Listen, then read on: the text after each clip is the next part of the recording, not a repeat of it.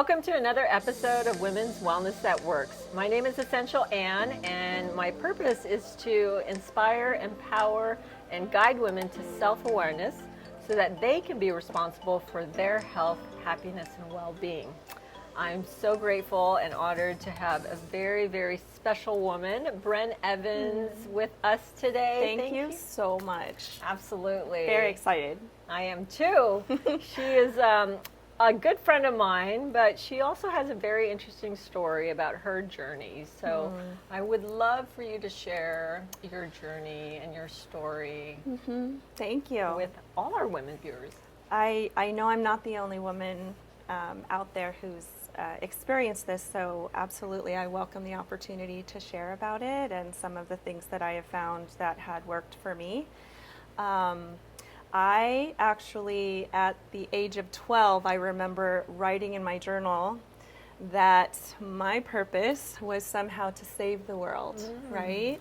I think as women, going through that generation, that time where women were beginning to explore their own freedoms and kind of we were getting into the workplace, etc., I think I grabbed hold of that with both hands. Yes. And I became that overachiever, that woman who could do it all. I remember, working a full-time job, raising 3 children, going out in the evening, meeting with friends, tying down craft things and scrapbooking on the weekends and sports and everything, and just, holding on for dear life. And at the same time, I also am somewhat of a warrior. And having that innate kind of need to kind of battle through some of the things that we all have to deal with in life. We all have certain battles that we deal with. Raising 3 kids who are extremely different, of course, creates a kind of a different war field. And of course, being all different, you have different weapons that you use in order to help to deal with them individually. And having 3 kids and having my youngest, who unfortunately I had to deal with his addiction. And this was a war that I don't think anyone can really prepare for, because it's all encompassing. It affects your family. It is something where, as a mother, you feel extremely helpless and hopeless, and you're trying different things to try to see what works. And yet at the same time, you're dealing with mental health and you're dealing with his own addiction and attachments to certain drugs chemically and emotionally and mentally. And of course, at the same time, I'm still holding on to that job and holding on to all of the things that I tried to achieve myself. And eventually sold our home. He went with us in his late teens. We went to New York. I was enjoying Manhattan, working for 3 amazing health practices.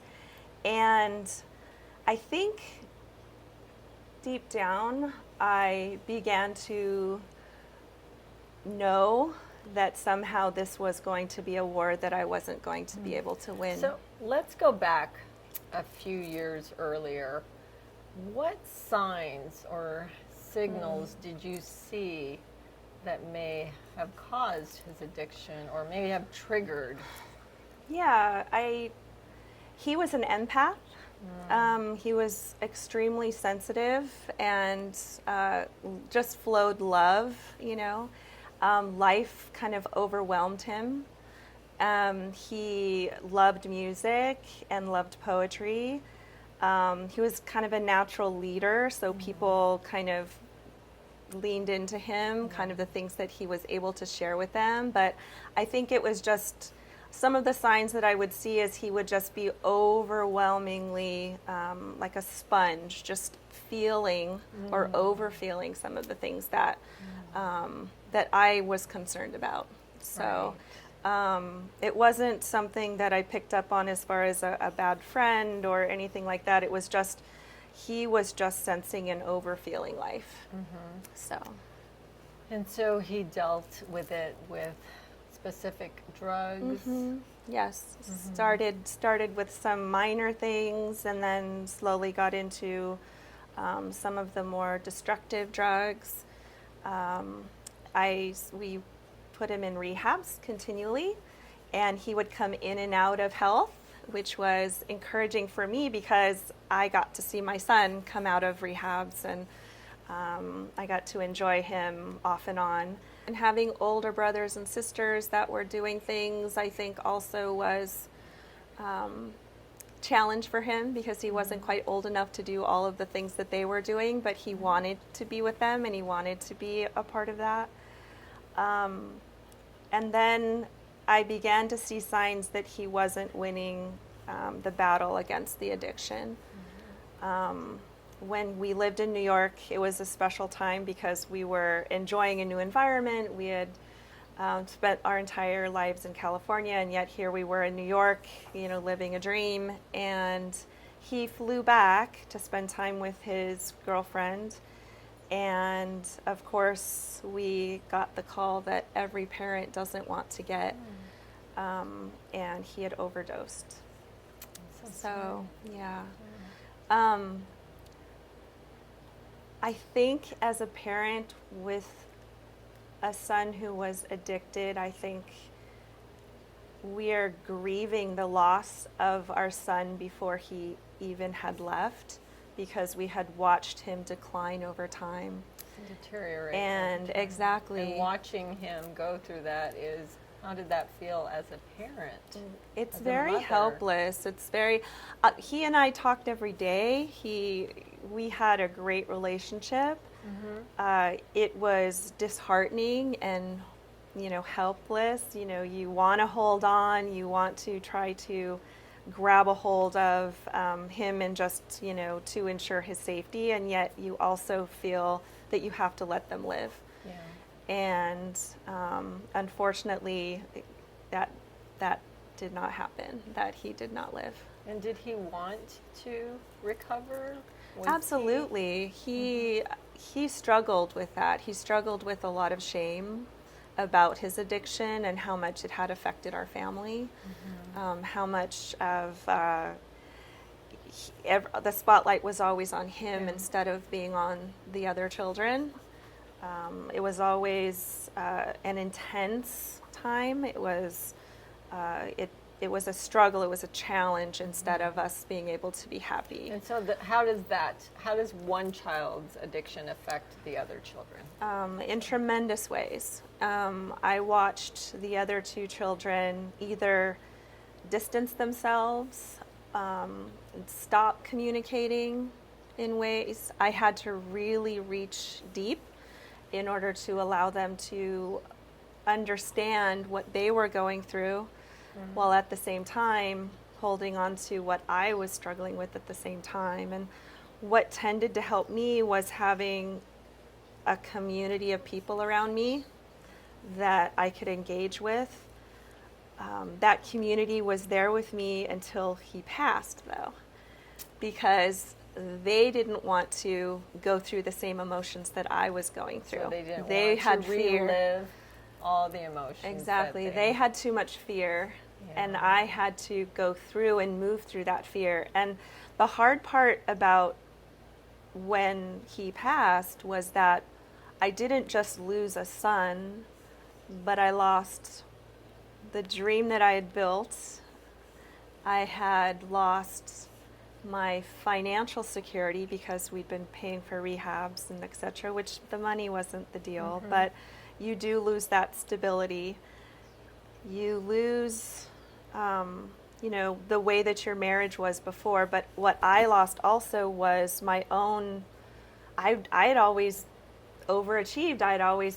I was not vulnerable. I had done so many things in my life that I thought were impenetrable. Yes. You're just, Invincible. you're just like a superhero, as Exactly. a mom. You're just doing all these things. And then all of a sudden, I lost my superpowers. Yes. And when you lose that, it takes a while for you to put those pieces back together. And when you put it back together, it doesn't look the same as when you started. So let's talk about that a Yeah. little bit more. So how did you overcome, maybe not overcome completely, obviously you never forget. You don't. You never heal completely, and you take it day by day, but what are some of the things that you have done and are continuing to do for your own self-care, for your emotional and mental Yeah, wellness? yeah. I mean, one of the things that absolutely happened was that I didn't have a job and I stopped working. And when an overachiever or someone who's been going, all of a sudden stops, you have all this time on your hands to think. And when you think, sometimes the demons come because you think, what was it my fault? What did I do wrong? Could I have done more? You put yourself through so many of these insane thinking processes. And so I really just sat in them. I spent 6 months without working, and I stayed with family, and I really just allowed the feelings to come. I didn't shove them down. I didn't go back to work. I didn't try to ignore it. I just had to have peace with it, and I wanted to work through it until I actually had that peace. And it helped in amazing ways to have that time.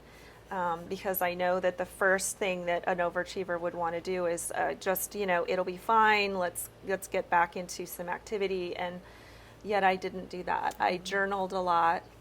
The close friends, we had deep discussions about some of the things that I had feared for so long. And when your worst fear comes to fruition, you can breathe through that in a different way. Now, some of the things that people are afraid of, I'm not afraid of those things. Exactly. The worst thing that could have ever happened to Has me already happened. happened. And so Right. I'm able to now process things in different ways. And Absolutely. when I come up to a hardship, it's like that's nothing compared to what I've had to do in my past. So Right. So what was your son's name again? my son's name was Jake. Jake. So Yeah. Jake, what do you remember the best about him? He loved music. He loved music of all periods of time. He could remember notes and lyrics, and he could, like a poet, just say it.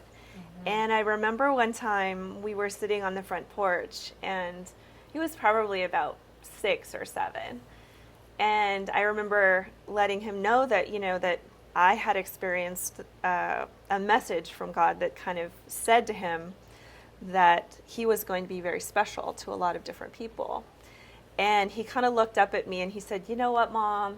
I'm just a blank MP3 player just downloading the music." And so he was just he was older and more mature than a lot of other kids. And his age. Yeah, And so almost an old experiencing life. And he'd sit on the corner with all the grandparents and just shoot the breeze. And, he's very comfortable with people. So I just miss that. I miss being able to share moments with him. And so how do you remember him? How do you remember him by? What things do you For a do? long time I couldn't look at photos, but now I have them all over the place. So photos, chimes, music, journaling. And how do you continue his memory? Yes, it's getting easier and easier to do that. I try to stay in contact with some of his friends who are now grown. In fact, 2 of them are actually clean today. They actually got clean the day after he passed and are still clean. And so I come alongside them and Yes. kind of mama them and encourage them on their journey, with their addiction. And I don't know. I do feel drawn to helping others and helping other moms. I'm still in my own process, so we'll Sure. see where that goes. But Yeah, thank you yeah. for being honest about that. Thank you. So, with all of that said, if there's a parent and parents, particularly a mother, going through a similar situation as your son, what would you say to that mom? So I remember a gentleman who we had been waiting in one of the rehabs for his appointment, and I remember he looked at me and he was so jealous of my son because he was alone. And when my son went in to talk to the psychologist, he looked at me and he said, "Don't you ever allow him to feel like you don't love him." And I think there's so many kids out there who feel shame and they feel disconnected and they just want to turn away from the love. And that's what I would say. It's like, continue to love them, because what they're going through is something that is a part of their story and it's a part of their life, and you have to continue to love them unconditionally no matter what. It's painful, but it is something that you love on your child unconditionally. So, and I just took those words that he shared with me, because he didn't have anyone, he was alone. And that would break my heart to have turned away from him and not have spent all those conversations with him and experiences with him.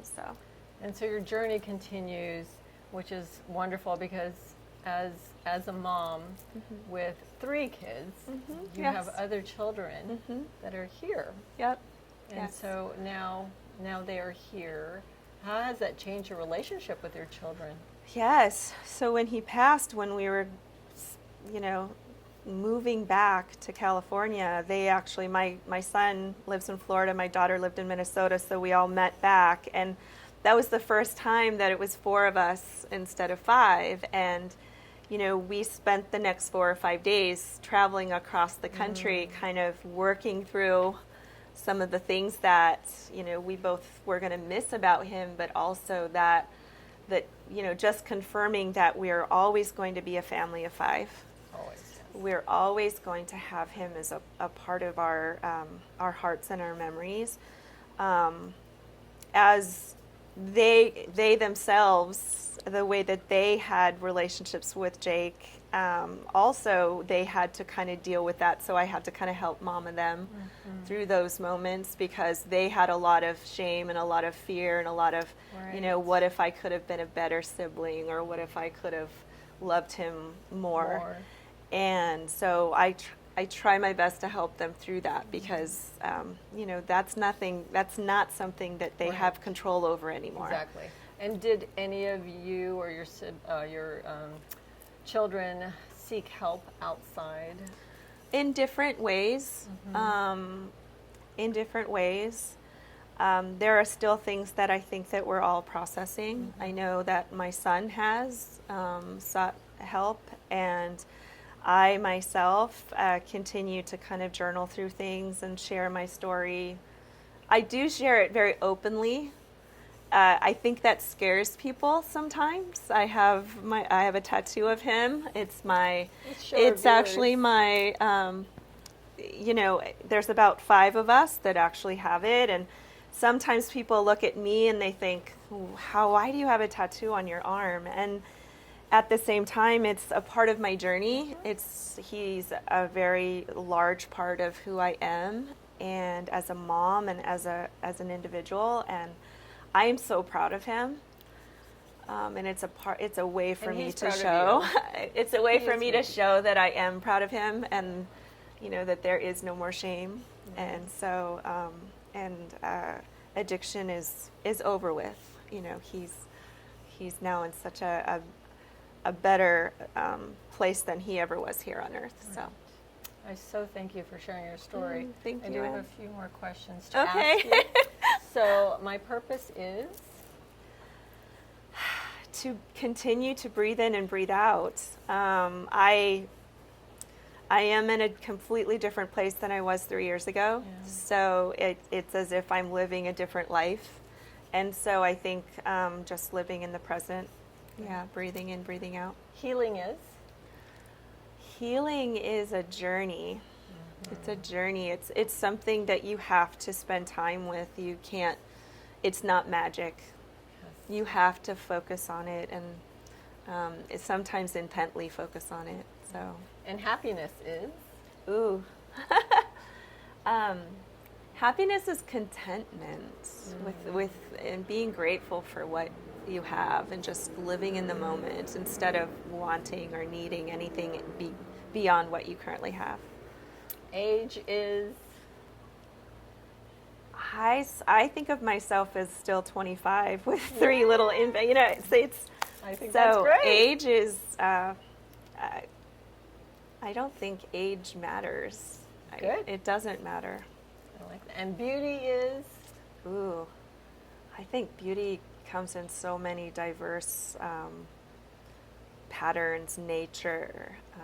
Every day brings a different way of beauty. And I mean, I experience beauty in such a deeper way than I ever have. Mm-hmm. And so I think it's beyond just looks.